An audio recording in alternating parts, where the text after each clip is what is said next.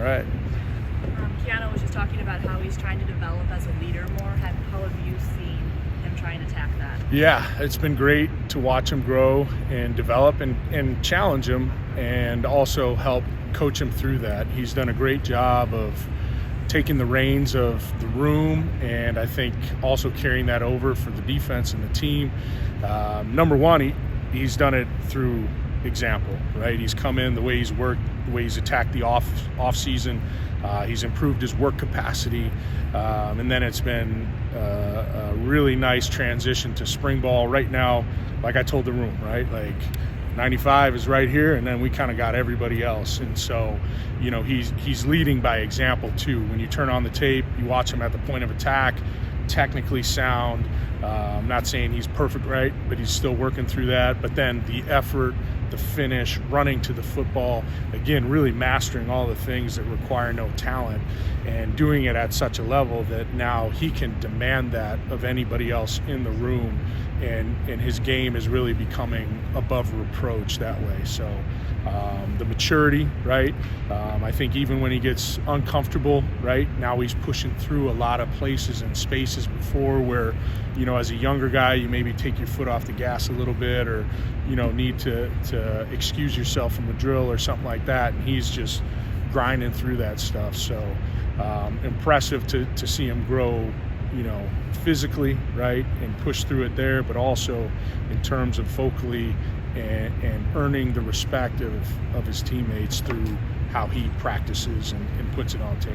Ross, do you think that's a combination of the fact that normal progression for a guy who's played a lot of ball, and also he knows what he has to be at the next level to be successful, to prepare himself? Yeah, I mean, within all of it, right, there's always this, you know, natural progression, right? Your development from kind of a boy, right, to a young man to a grown man. And a lot happens over those 3 to 5 years that you're here. And so, you know, some of that is just that natural curve. But again, all that happens, right? It only works if you do.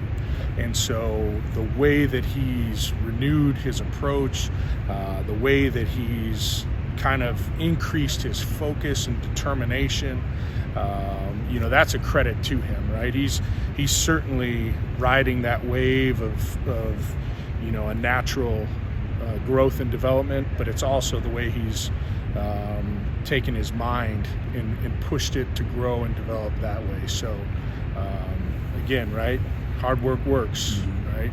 So again, excited to see him buy into that and continue to grow. Did he have conversations with you about the draft process, and when he said that he was coming back, what was more so at the end of last season? You know, I think it's good. He's done a good job of kind of compartmentalizing that and putting it behind him. But in that moment, to make the decision he made and why, and then stick to it, right? Sometimes I think you see guys come back, but then they come back and they're like, oh, I'm going to the league. I kind of don't need to do this. I don't need to do that. Like I've already gotten there. That, you know, he's continuing to not just come back and work on those areas that needs improvement, areas, you know, I won't call them weaknesses, but he's also pushing it into the red in terms of his strengths, right? Like he's not satisfied in any area. You know, we're kind of joking. I mean, he's come up more to meet, you know, probably in the winter and spring than all of last year, just one-on-one. And so pretty much across the board in any area, whether that's football, strength and conditioning, you know, post-recovery, you know, the guy is really raising the bar. Are you hoping to use him in some different ways this season just because of his knowledge and, you know, how important he is to the front?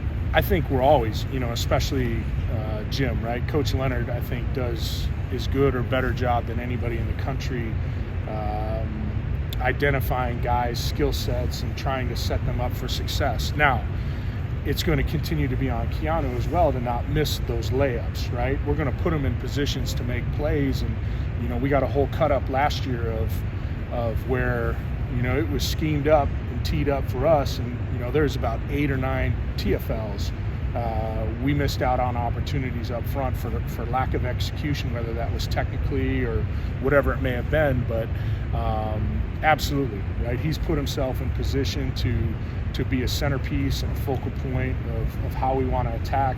Again, his mindset and our mindset with him is certainly any one-on-one he should win in the country. So shame on us if we're not trying to maximize those matchups. What about Rodas and James? Can you speak to their development and what you expect from them this year and probably some bigger roles compared to last year? Yeah, they'll both have increased roles, certainly. Obviously, losing Matt Henningsen is a huge void. Whether one guy clearly jumps ahead and just puts a stranglehold on taking that position over. I'm a big believer in rotating guys, and so if you're in the two deep, in my mind, you're a starter. And so their approach should be the same, just like we talked about with Keeanu, right? There is that natural curve of development. Both guys unique, right? James is coming more off of an injury and kind of, missing out a year. So you could argue, right? He's finally starting to be maybe where he should have been even a year ago. Rodas, he's battled some things on and off the field during his time here. So the maturity that he's shown, right? I'm excited about that. And, in terms of explosiveness and a twitch, he's got something that's different, right? So he's another guy when you look at how do you exploit one-on-one matchups and put him in certain situations. But again, it's going to come back to him to understanding those opportunities and maximizing those opportunities. But I would say both and the group as a whole, iron sharpens iron, right? And so excited to watch them come in and compete, continue to grow, but both have opportunity and will get plenty of opportunity to make plays for us. Jim has said that the 2-4-5 has basically become your base defense because of the way offenses run. So you don't have a traditional nose tackle on the field all the time. Correct. But Bryson Williams, I thought, gave you some quality snaps last Yes. year. Who, at this point, I know it's early, are guys you want to look at and say, we need to get them ready to help fill in if Keeanu goes down or if he needs a break or whatever? It's relative to your schedule and how teams are attacking you. And even as the season went on, teams started going more 12 personnel, but 11 pictures and things of that nature. So, we've got to look at ways, how do we continue to develop our base,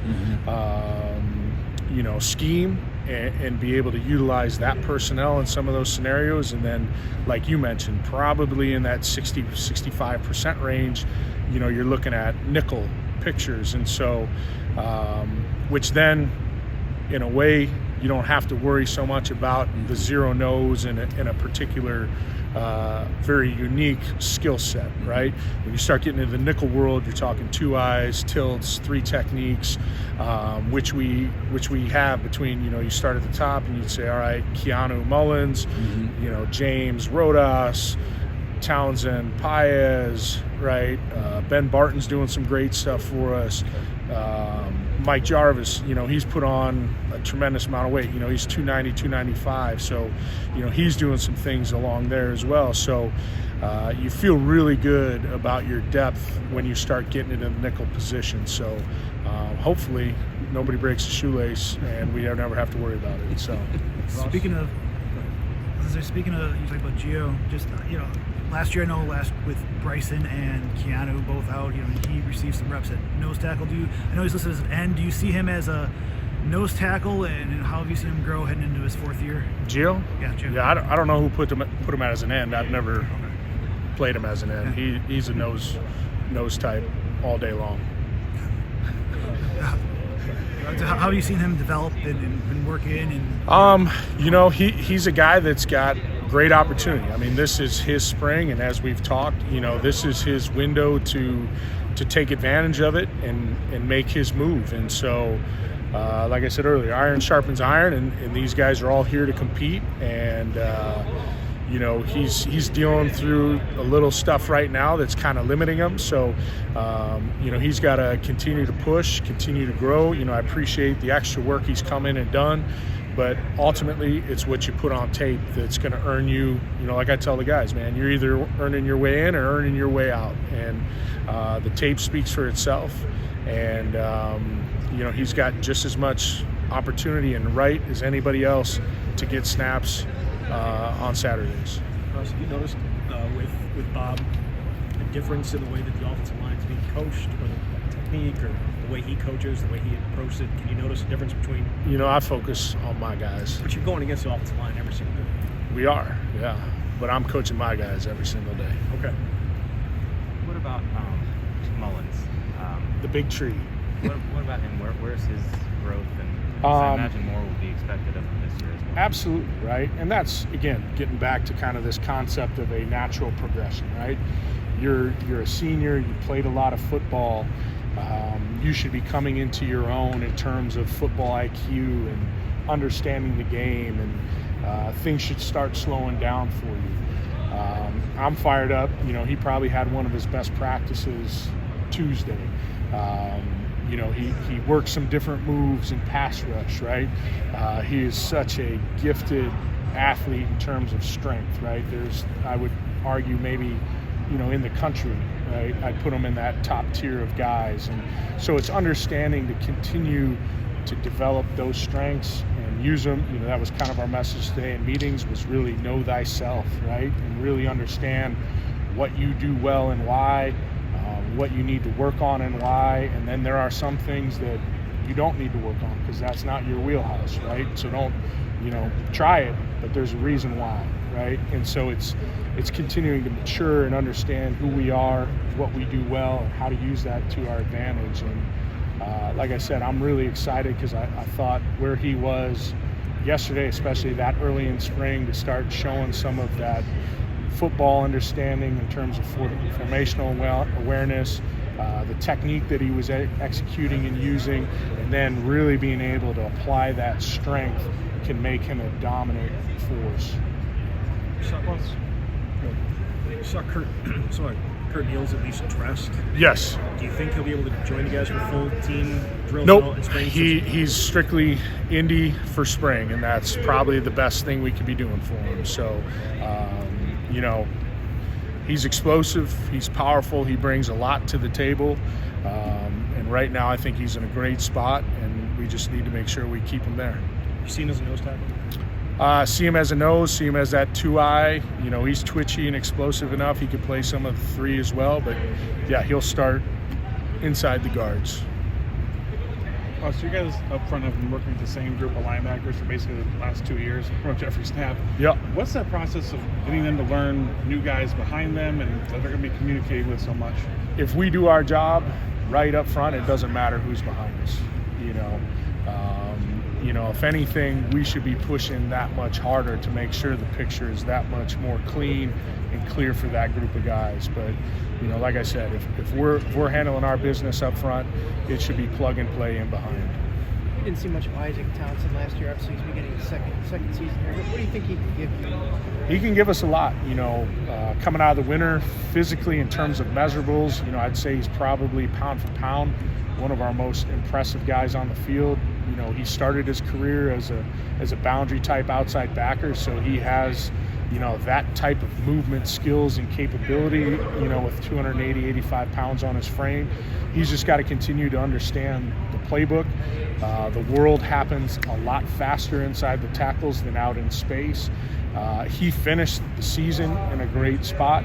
Now he needs to make sure every time we restart, it's not at ground zero, right? He's got to pick up where he left off. And I thought, again, compared to our first padded practice to our second padded practice, he had a great jump there. So, you know, like I said, I'm excited about the group because of the depth, because of the character of those guys, because how they compete and go about it. And, you know, like I said, he's got all the physical skills in the world. You know, now it's going to be upstairs.